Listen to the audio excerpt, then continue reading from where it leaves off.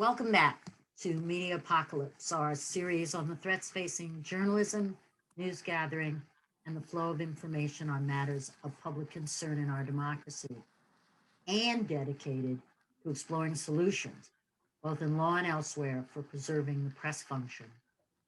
Today, our guest is Steve Waldman, president and co-founder of Report for America, a national service program that places journalists into newsrooms, local newsrooms, to report on undercovered issues and communities. He's also heading up a coalition of locally owned and nonprofit news organizations called Rebuild Local News that's attempting to address the question of what role the federal government should play in helping local news operations survive and thrive. Steve came to this work after authoring the Federal Communications Report, The Information Needs of Communities, issued in 2011. And I would note, Steve has also co-founded websites and was national editor of U.S. News and World Report and national correspondent for Newsweek, and has authored 2 books, one on the creation of AmeriCorps called The Bill, and one a bestseller entitled Founding Faith. Steve, thank you for joining us. Oh, it's a great pleasure. Thank you for having me. You've written a great deal about the fact that local news coverage is in dire straits, that some 1,800 communities now have no local news outlet, and thousands more effectively are ghost newspapers with resources so few that they can barely provide any local news coverage. And along with Penny Abernathy, who was previously a guest on this videocast series, discussing her research results on the state of local news operations, research I know that you draw from, you've noted the consequences in communities associated with the loss of local news gathering and reporting, including higher polarization, decreased voter turnout, increased corruption, and more government waste. You and the Rebuild Local News Coalition have concluded, as I understand it, that the scope of the crisis demands federal government intervention, despite potential risks to editorial independence that always arises when government assistance to news operations is contemplated or exercised. But I noticed that you have a number of proposals, all of which interest me, but I'm going to note 3 in particular. 1, require that a significant percentage of federal government advertising budget go to locally owned and local nonprofit media. 2, changes in federal tax policy to incentivize investment in journalism and help nonprofit journalism to grow. And 3, have the government encourage what you refer to as replanting of newspapers that are currently owned by hedge funds or other financial institutions or media chains back into the local community. I want you to please highlight key points in all of them, but I'm particularly interested in the proposals for tax-based incentives for current owners to divest and for nonprofit conversion of media properties. And just on the side of this, bankruptcy law proposals in your materials that might change the balance in decisions by courts as to how to deal with the assets of press operations. All of these proposals I found somewhat unique, which is why I'm asking you, if you don't mind, to put some special emphasis on those. Yeah, thank you. You're right that we came to this level of proactiveness on these proposals kind of reluctantly because of the reason you said, like, especially this coalition, which includes a very broad range of different type of publishers, political views. Everyone kind of started off with a skepticism and reluctance about, or caution about federal government getting involved in this. If we didn't have concerns about what could go wrong with the government, say, doling out grants to news organizations before 4 years ago, I think we all have seen, vividly what, why the potential threats to editorial independence are real and should be taken seriously. So the public policy ideas that we came up with tried to address that, tried to look at being both bold and up to the moment, but also very sensitive to the very real and legitimate concerns about editorial independence. So, there's a few ways we went at that. And I guess just to the last thing I'd say before I dive in is that it is also a reflection of the severity of the problem that you even have people like us talking about what the federal government ought to do, because everyone's first impulse was do nothing. So it's only because of just how bad it's gotten and how big a threat it is to democracy. Like, this is not about journalism jobs.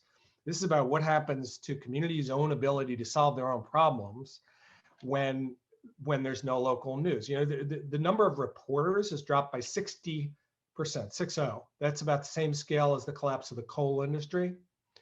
And the consequences are just as severe, in some ways even more so, because of the consequences for democracy. So we tried to find ways of going at this that would have a real impact and yet really preserve editorial independence. One set of tax proposals, which are mostly embodied in a particular piece of legislation, a particular bill called the Local Journalism Sustainability Act, uses the tax code in this way. One, it provides a refundable tax credit for people to buy news subscriptions or make donations to local nonprofit news organizations. So in that sense, it's very similar to really the charitable deduction. The government isn't deciding who should get subsidy. They are amplifying the choices that are made by American consumers. In that same way, it's a little bit like the much beloved postal subsidy of the 18th century that everyone always talks about as the model that if you're going to do some government support, it ought to be like the founding fathers had. Well, it is, in the sense it's content neutral, and it goes to a wide range of different types of news organizations. The second piece is a tax credit for hiring and retention of journalists. And the third piece is a tax credit for small businesses to use to spend on local news. That, I think the authors of the bill viewed that as a temporary kind of COVID-related thing, helps the businesses get back on their feet, but does it in a way that also helps local news. Now, the first item that you mentioned had to do with government advertising spending. So while I'm on that topic, I'll just elaborate on that. There's a whole bunch of things you can think about doing in that vein. The federal government already spends $1 billion in advertising. So it's not even a matter of like, should they spend money on advertising in the media? They do. Most of it goes to social media or national network news or cable TV. So all we're saying on that is, the government is spending all this money on advertising for military recruitment and census and things like that. How about we have half of it go locally through local media? And ideally, not just big local media, but also community media. And there's a bunch of different ways you can do that, but that's one bucket of types of things you could do. The second bucket is what I've described about these tax credits for subscriptions and that kind of thing. So on the third point, the last thing you mentioned, which has to do with replanting, just to step back a little bit and kind of lay the context for why we're talking about replanting at all. In general, the focus of the sort of local news innovators, if that's a group, has been in two areas. One is to help existing newspapers improve their business models, do more digital subscriptions, things like that, various things that need to happen, but all within the context of the current ownership structure. Two is nonprofit startups. Like, there needs to be a much bigger role for the nonprofit sector in local news. There does. We can talk more about why, but that's true. And there's 300 new nonprofit local news organizations around the country that have started up in the last 10 years that are not public radio. These are just nonprofit websites that have been started. It's a whole new world, needs to be encouraged. But what has tended to be neglected is a third group, which is a big group. There's 6,700 newspapers in America. And some of them are actually capable of being perfectly viable or sustainable, but for their ownership structure. More than half of the newspaper circulation in America, daily newspaper circulation in America, is now owned by financial institutions. More than half the circulation of daily newspapers. So that means hedge funds and private equity funds and things like that. And what, as a practical matter, happens is that their approach to investing in the future, they're not interested in investing in the future. They're interested in harvesting it for shorter term cash flow. So it means that these news organizations are not able to do the things they normally need to do. So our view is, well, are there ways of enabling replanting of newspapers that are currently in chains or owned by hedge funds, and replanting them into local community organizations, local nonprofits, could be public radio stations, could be commercial, private owners, but the key is locally grounded.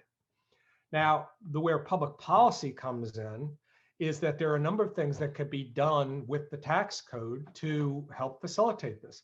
For instance, if you gave a owner, in effect, an enhanced charitable contribution for donating a newspaper to a nonprofit organization, then that might change the economic calculation for the chains, especially if their decision tree at this point is not, can we sell it for a lot of money or a medium amount of money, but rather, should we shut it down or should we milk it for another year?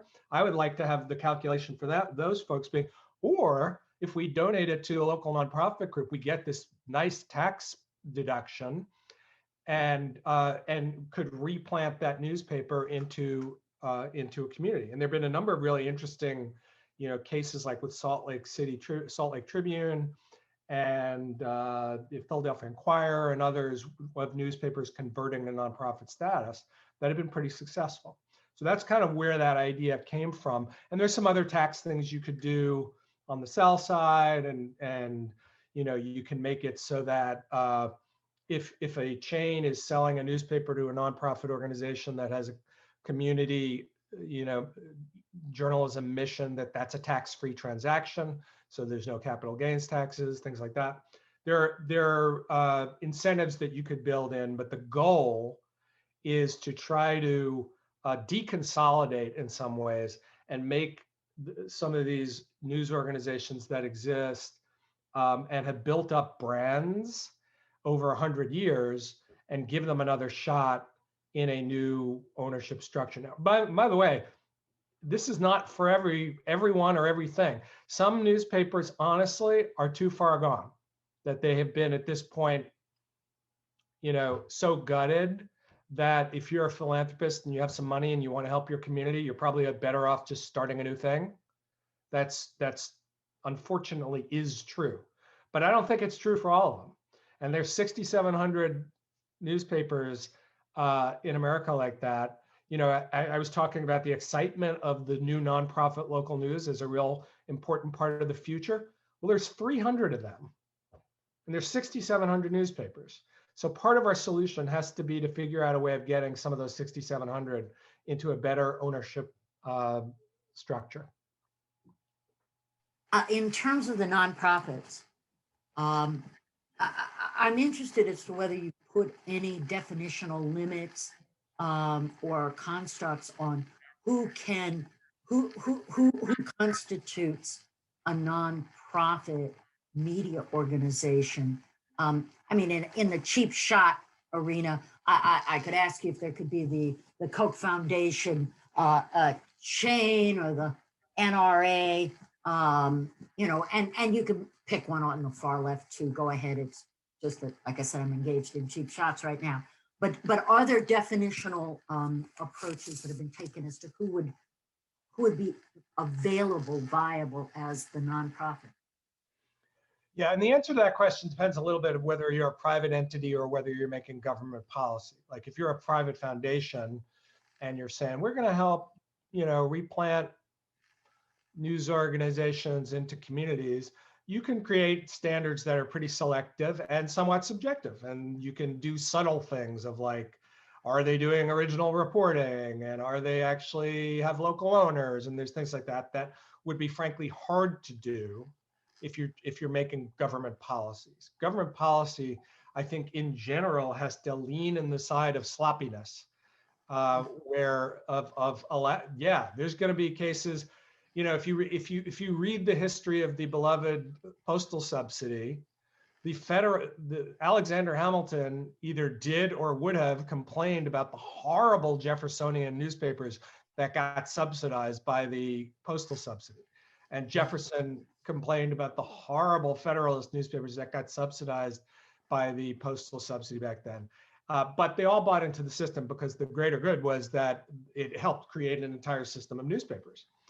And so on some level, I can tolerate a certain amount of rough edges where there's some places that benefit, just as we do with the charitable deduction, where there's all sorts of charities that I don't think are particularly worthy that I am in effect subsidizing because we've decided to leave those decisions up to you. Now, within that, there are ways of narrowing these down. So nonprofit, obviously there is already a set of metrics for what counts as nonprofit or what counts as 501c3. Right. So you have to do certain things. You have to have certain disclosures. You have to have certain governance in order to be a nonprofit.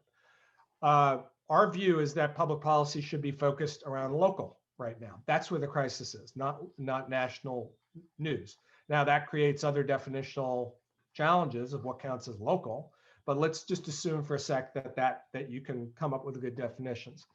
So a nonprofit entity that is a viable nonprofit entity that is already approved with the IRS and already has civic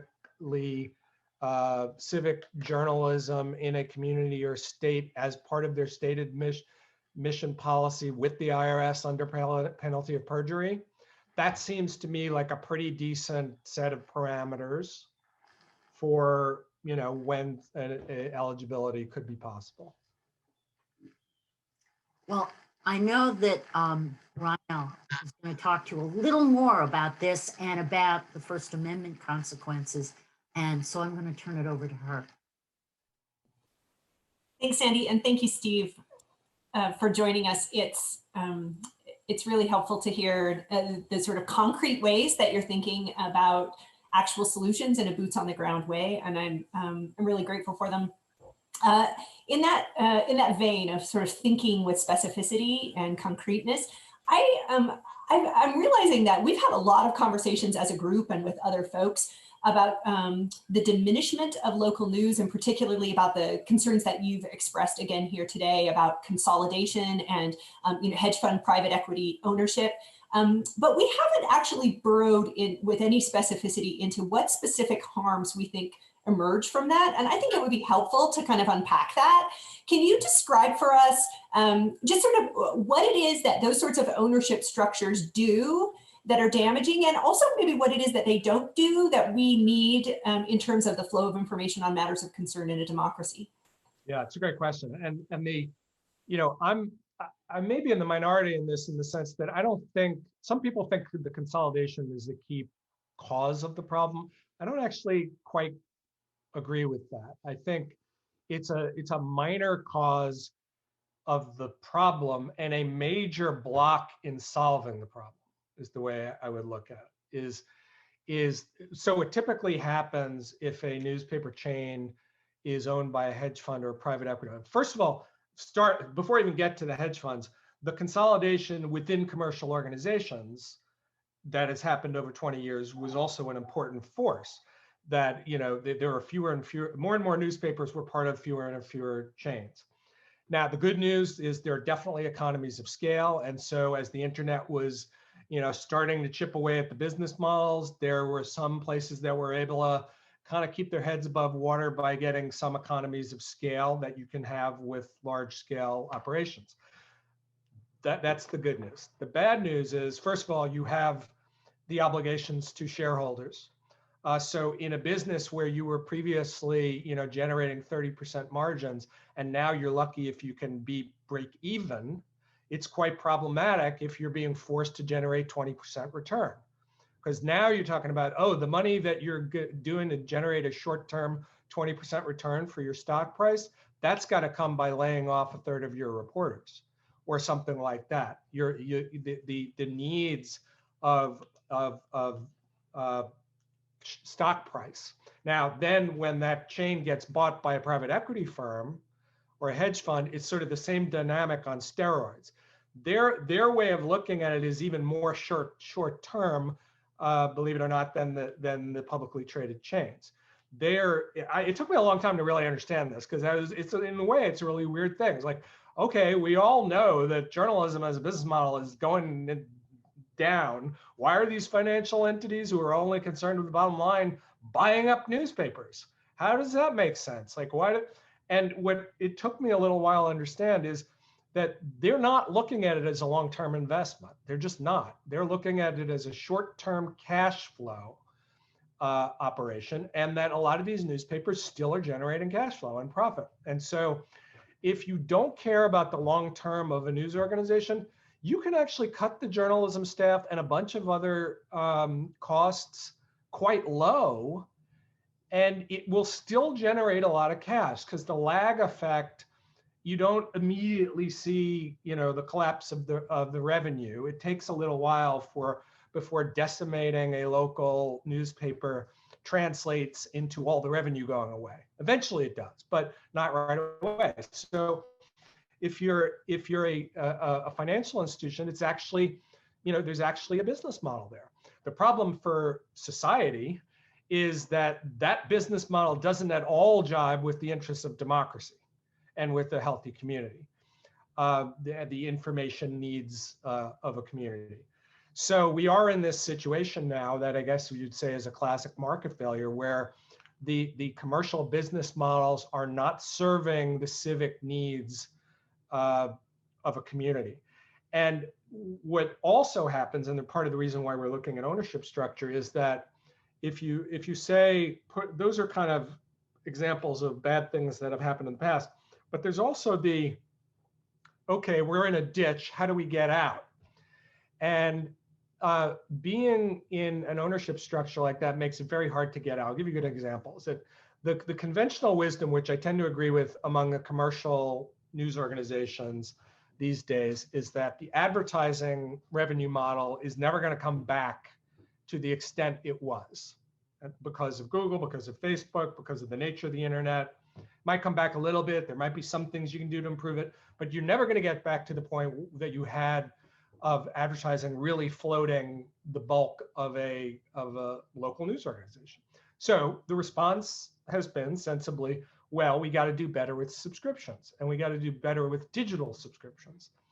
And the problem is, right at the moment when the news organizations were getting around to this idea of being more based on user revenue, they had decimated their newsrooms.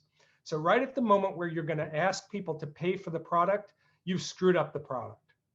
And you've made it so that the ability to pivot to that new business model is really hard. And so if you're a newspaper that's owned by a hedge fund, even if you want to do the right thing of reorient your business model to make it more sustainable by, say, doing more digital subscriptions, it's very hard for you to do it, because your ability to modernize and do a product or service that people are going to want to pay for is very encumbered. So I think of the consolidation as being both about the harm that's been done in the past and about the obstacles it places in the way of solving the problems going forward. Thanks, that's super helpful. I do want to follow up, as Sandy said, on this question about First Amendment barriers in this space. We've talked to lots of folks over the course of this series, many of them here in the States, but some of them elsewhere, right? People who are thinking creatively about these same kinds of problems globally. And our guests from Amsterdam and Oxford often invoke some of the same kinds of systemic solutions that you describe, and then they add this little caveat at the end, right? But of course, in your country, you'll have pushback from folks who have concerns about the First Amendment. And I think you're the very best guest that we've had to really sort of concretely help us think about the ways in which the First Amendment stands as a barrier to some of these reforms of having federal government involvement here, and the ways that it doesn't. And I'm hoping that maybe you can describe for us, I mean, particularly things like the moratorium on newspaper consolidation and the proposal of federal dollars going to match dollars that are raised by local nonprofits. If you can just sort of describe for us the ways in which those First Amendment concerns are legitimate, right? The sensitivities that you had in that space, but also the ways in which you think that you're able to craft solutions with sensitivity to that in ways that overcome that potential barrier. Well, look, the sensitivity is if you have government giving out money, especially if it's through discretionary decision-making, as opposed to formula, you have enormous possibility for political manipulation or infringement on First Amendment or editorial independence.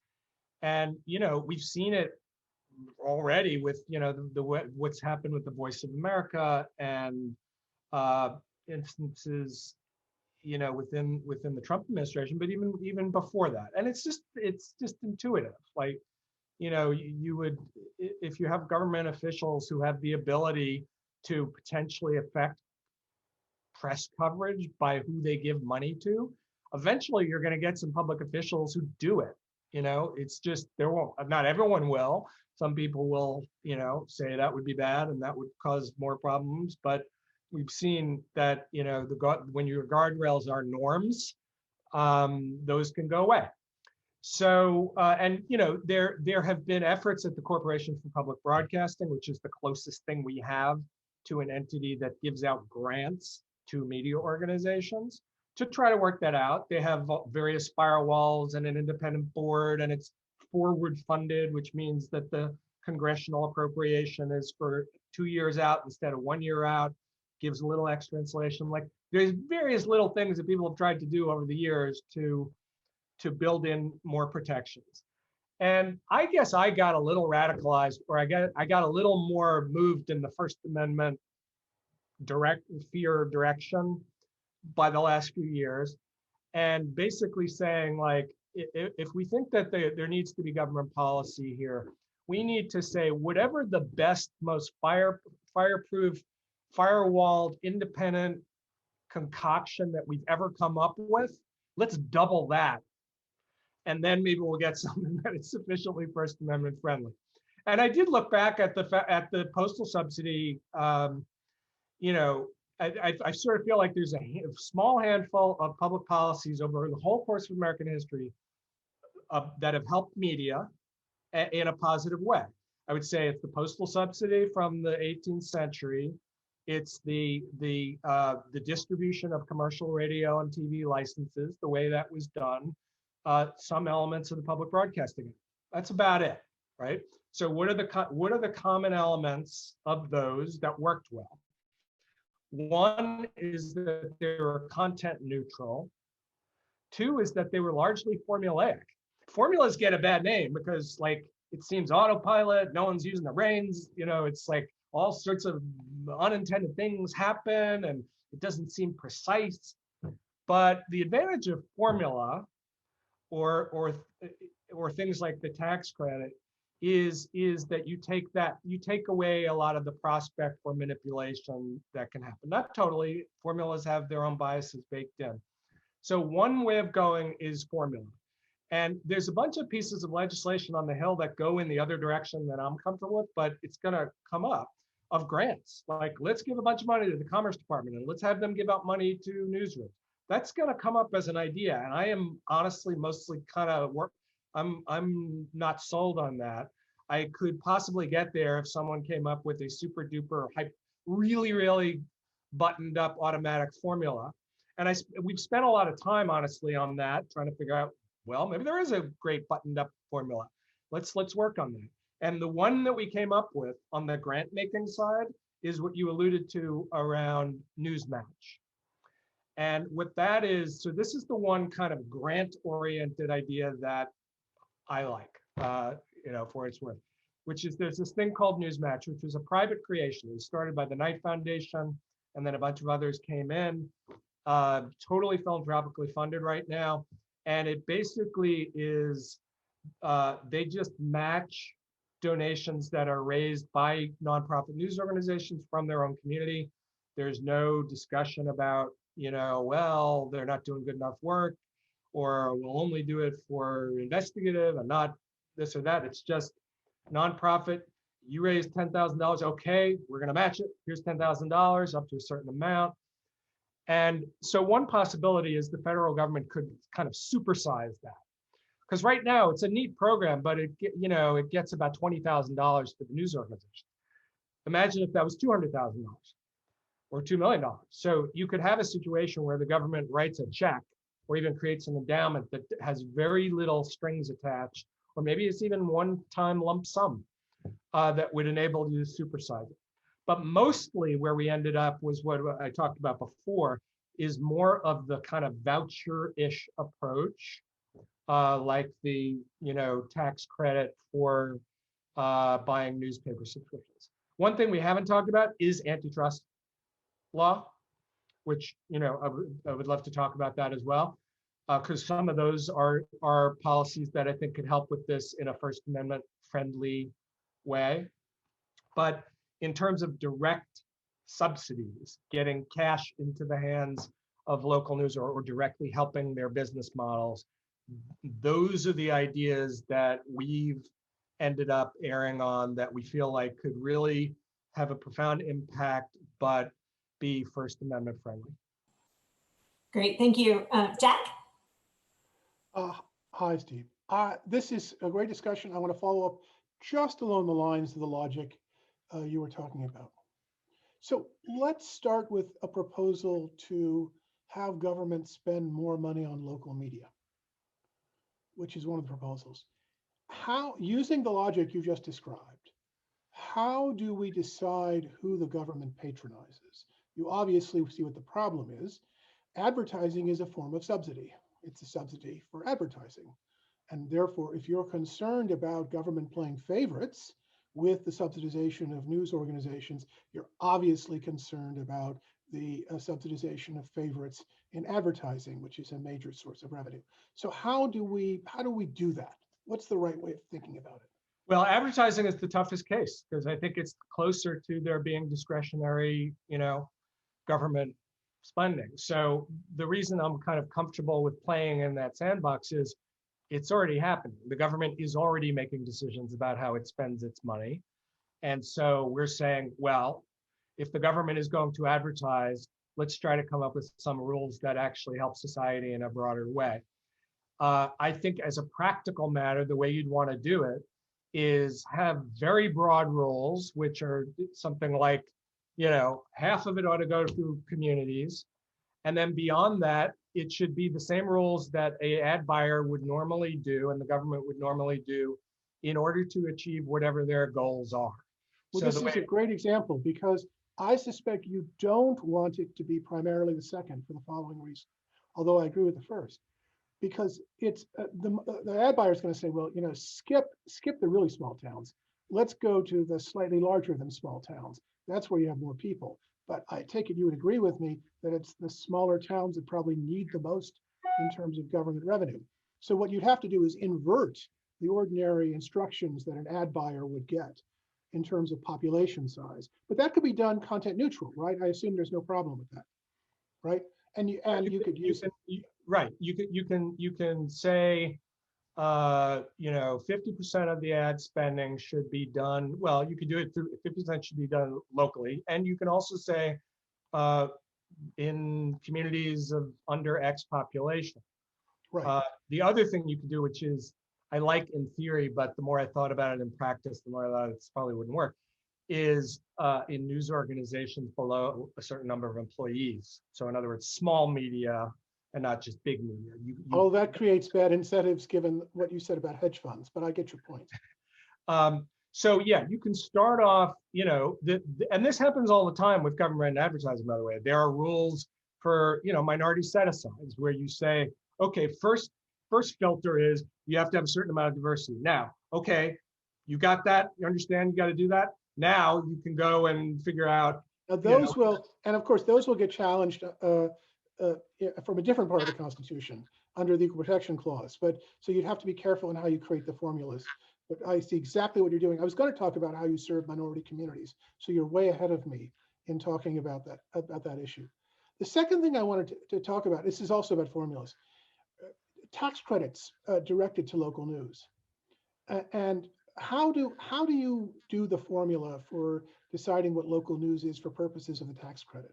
Because the tax credit, again, is a direct subsidy. Effectively, it's a direct subsidy.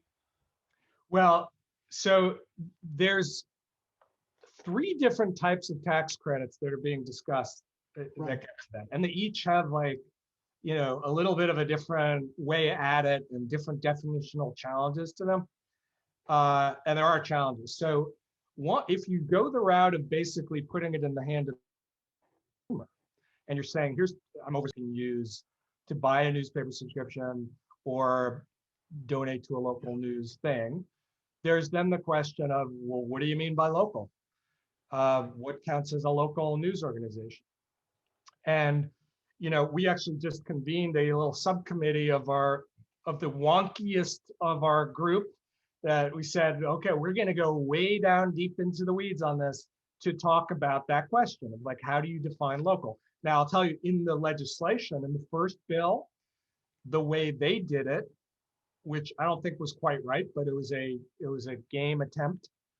They said they did it by circulation, that X percent, I think 50% of the readers needed to be within a certain geographic radius. So they said a local news thing is defined by the composition of its readership. There's various problems with it, but the good thing about it is it is a content neutral standard. It's a kind of measurable standard. Yeah. And so, you know, people are trying to think of ideas like that to try to get at. It basically has to do with the distribution of the network of readers. If the network of readers is relatively concentrated geographically, there's a good bet that it's a local newspaper. If the network of readers is dispersed geographically, it's much more likely to deal with the New York Times or a regional paper like the LA Times. So that's actually a good way of thinking about it. So that's just about network topology, if you will, right? It's just about the organization of the network. The problem that you start to have, especially with digital, is within that subset of, first of all, it turns out that a lot of news organizations don't track their readership that way. So that we got pushback from news organizations say, well, yeah, that sounds good in theory, but we don't know. So, you know, we'd have to sort of check the practice. I just want to point out that this is actually not a difficult technical problem, since in fact, my blog, I can tell, roughly speaking, where the readers are coming from. And if I can do that on a blog, I assume that the New York Times can, the LA Times can. I assume this technology. Yeah, I'm sure that they can. The issue is whether the Akron Bugle with one staffer can do it. But I think that's a solvable problem. The harder problem, as far as I can tell, is that within the group, within the orbit of organizations that have local audience, you have a variety of different types of potential organizations. You have organizations that could be, you know, do no actual coverage of a community, believe it or not. Right. I mean, it's kind of amazing. One of the shocking things, there was a study that was done by Duke that said only 17% of the content in local newspapers that probably fit the definition that you're saying, only 17% of the content in the local newspaper is about the local community. Right. So that's because it's cost saving.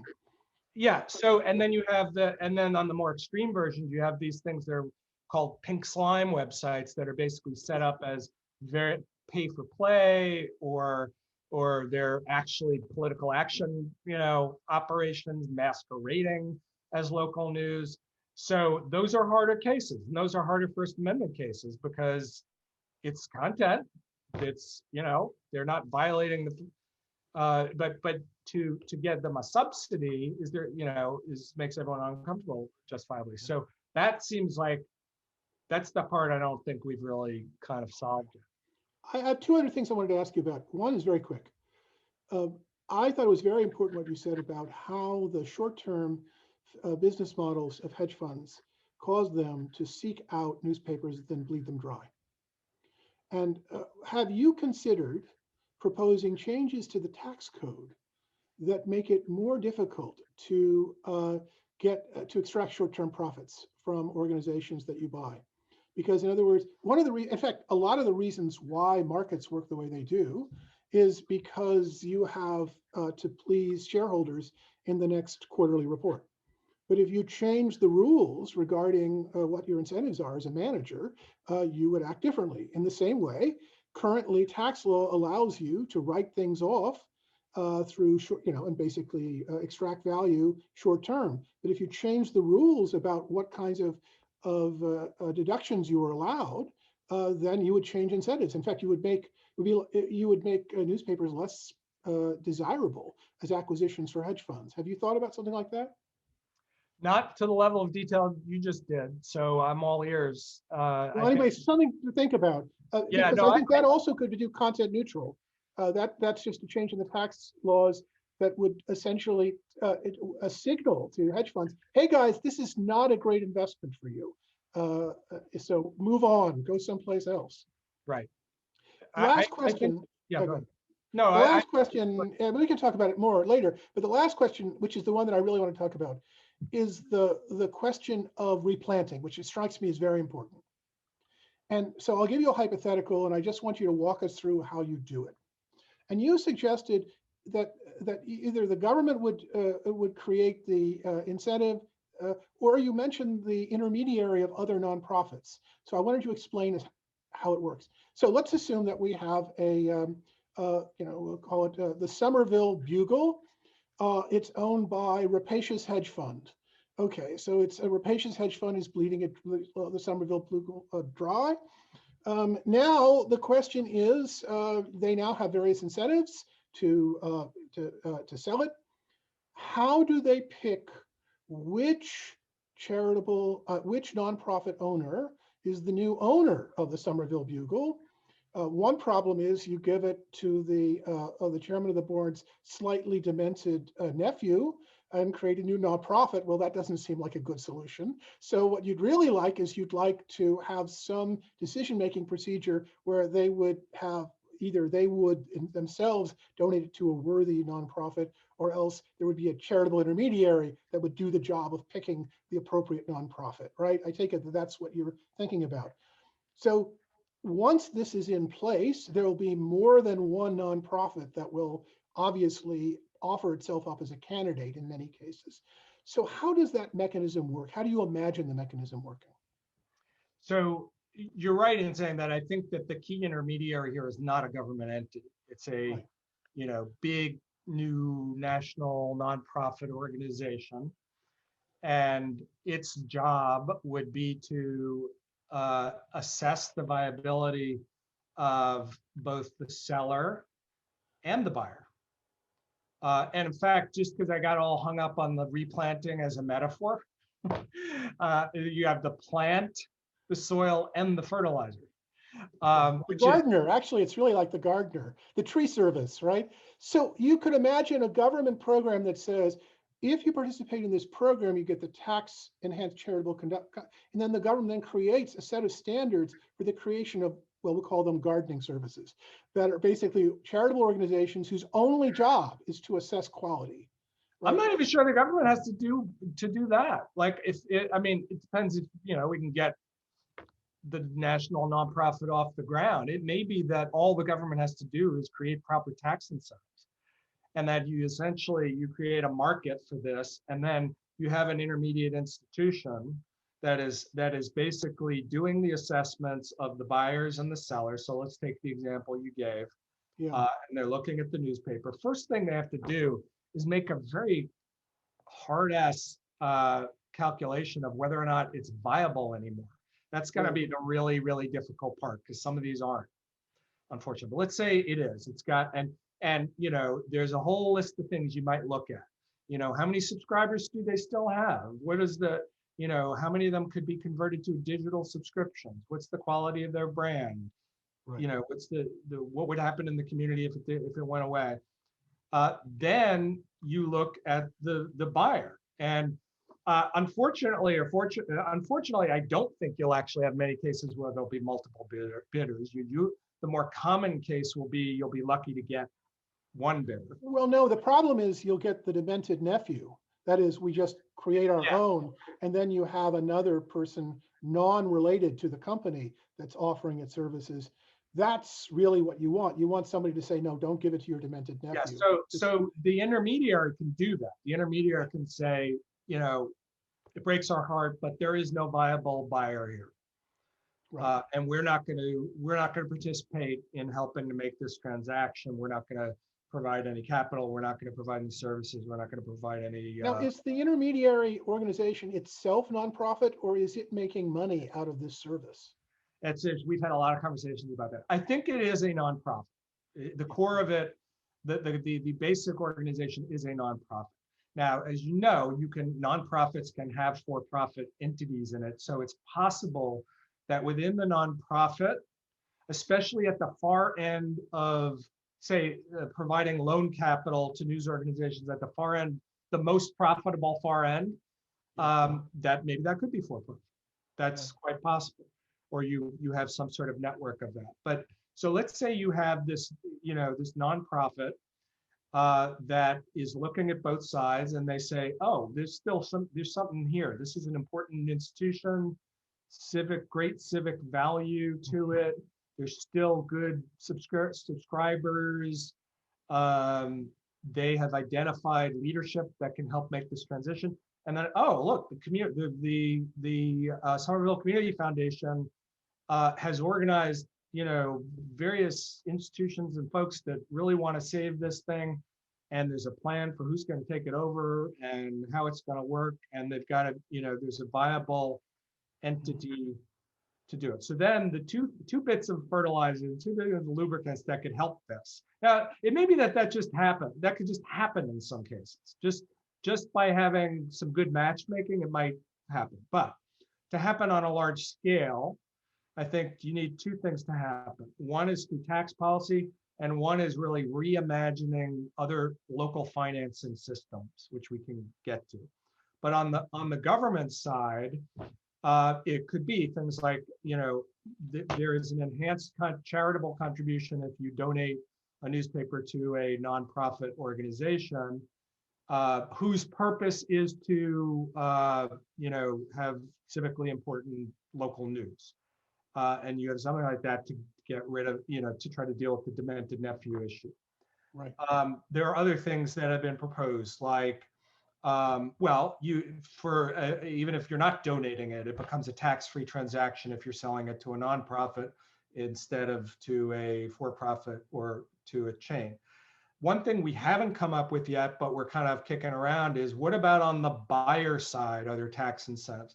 If you look at other realms of public policy, like— But these are nonprofits that are buying, so why would they need tax credits? Well, that's the problem of coming up with a tax solution. But what has happened in other realms, like with low-income housing, which is that they created some tax incentives that were really for commercial entities that were working with the nonprofits, that ended up incentivizing the construction of of low-income housing. I haven't come up with any ideas that quite work on the buyer side because of what you said. Like, at least from the tax code part of view, when you're talking about nonprofits, your ability to have tax incentives is sort of limited. So there may be other things that, you know, are certainly, you could have philanthropic aid. Right. That, you know, this organization verifies this is a good deal, this could really happen, this could really help, we're going to put in some extra money to make it succeed. And the other thing I would say that isn't really a public policy thing, I think, is you have this world, you know, of social impact investing. And it's all sorts of sectors. There's environmental project and renewable energy projects where there is social impact investing. And there was for low-income housing as well. that doesn't exist in the new local news space. Right. So part of what we're talking about is, what would that look like to have a social impact investing sector for local news? Right. What would that be like? And are there public policy things that can help with that, or is it just more a matter of organizing capital and making people realize that it's important? I don't think we know the answer to that yet, but that could help. It's sort of in the fertilizer part, as I've sort of said to people as we've walked through this, is like, you deal with the due diligence about the seller, you deal with the due diligence about the buyer, and somehow you make that happen. And then the hard part starts, which is that then you still are back to dealing with the business model and how are you going to make this be sustainable in the long run. So it's not like dealing with these ownership structures solves that. It just would remove some of the obstacles that keep people from being able to solve it. You still have a lot of work to do to get these to sustainability. That's great. That's a great discussion. Thank you very much, Scott. Thanks so much. We're running out of time, so I guess 2 quick questions. First of all, what are we talking about in terms of money? Like how much do the the Somerville Bugler, like on average, how much money do these local newspapers need in order to get by? And is what are we talking about here? It's hard to generalize because there's such a range. If you take 100 newspapers, there's some at the spectrum where it costs almost nothing, where the newspaper is basically breaking even already. And if you change the ownership structure, it could keep breaking even. And it probably needs a little bit of investment capital to make the transition in the long run. Do $50,000 or something like that to digitize better and have a little runway for making, having a digital subscription model. But then on the other end, you have institutions that are losing money, have legacy printing contracts that they have to get out of, and debt from the last time that they had mergers. And, there's all sorts of extra costs, in addition to the fact that it's just a bigger entity. And there, the costs run into the millions. Now, that's not including the acquisition cost. There's a group of people that are a group of foundations and nonprofits that are trying to buy the Baltimore Sun. And my understanding is that the asking price from the hedge funds that own it is in the 20 million something dollar range, which led lots of people in the community to say, well, if we're going to spend $20 million, should we just spend $20 million creating a new thing? So when you get to that level, at that point, you're just making these kind of financial calculations of build versus buy and things like that. So I don't know the honest answer of those 100, how many of them could be replanted for a reasonable amount, an achievable amount of money, and how much of them are the amounts just so big that it's really not going to work.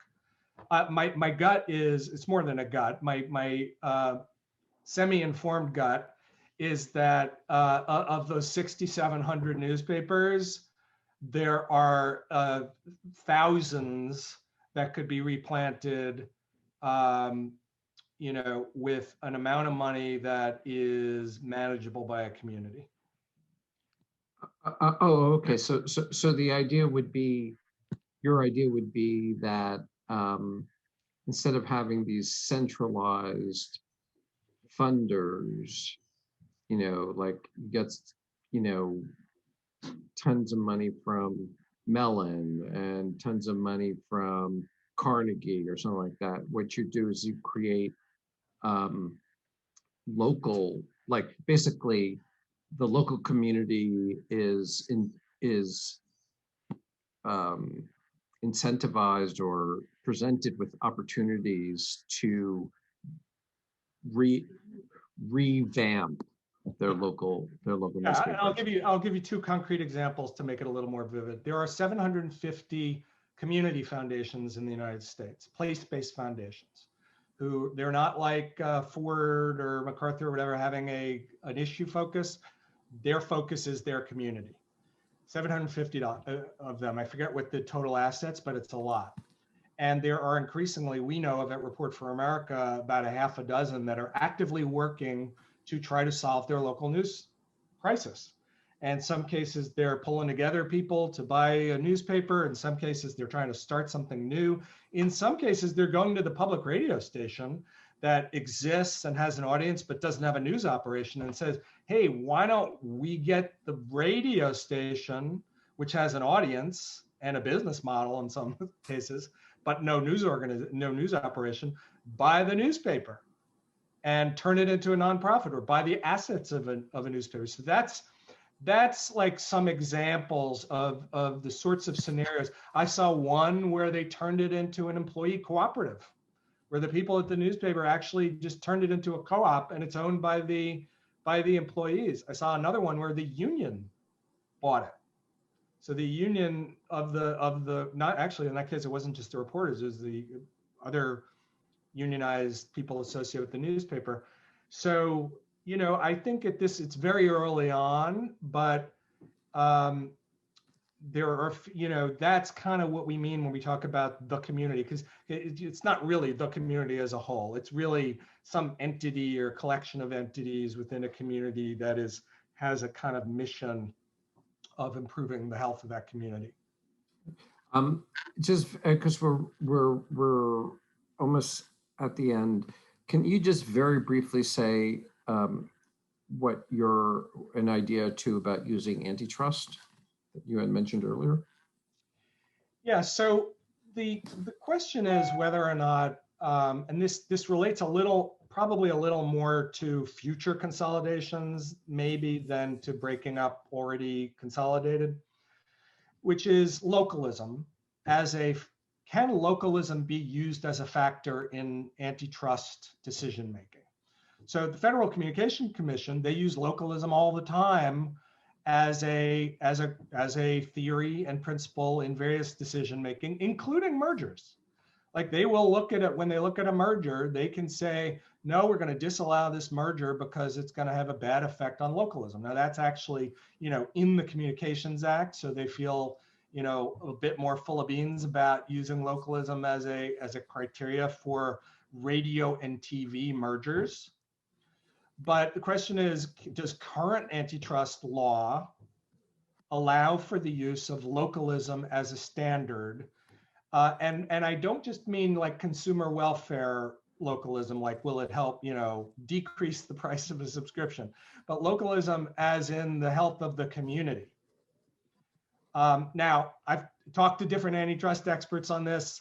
Some say, yes, you absolutely can use localism as a factor in antitrust decision making, and the Justice Department tomorrow could issue a rule saying we are hereby going to consider the effect of the, you know, a newspaper merger on the local information health of the community. That is a factor, it's a legitimate one, and now we're going to start considering it. So I've had a number of people say you can already do that. Other people have said no, you would need legislative language, new legislative language to do it.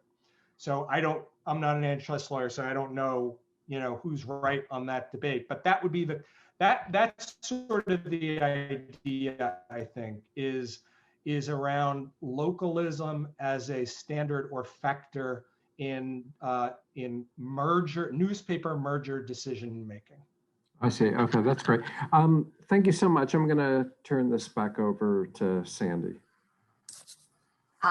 Steve, thank you very much. I mean, if we had more time, I might want to discuss with you how effective localism has been in the last decade in broadcasting, but we don't.